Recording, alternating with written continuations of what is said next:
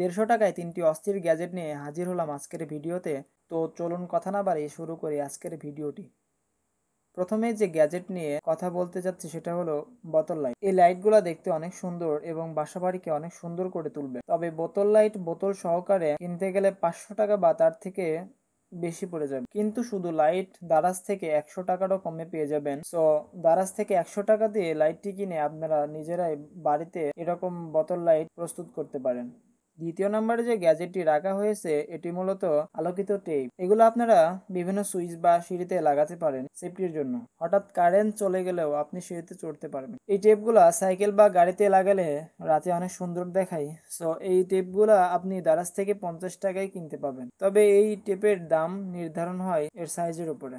লাস্টের গ্যাজেটটি তাদের জন্য যাদের গিয়ার সাইকেল বা মোটর সাইকেল আছে। এই গ্যাজেটটি মূলত এল শেড। এই এল শেড দিয়ে আপনি নিজের টুকটাক কাজ সেরে নিতে পারবেন।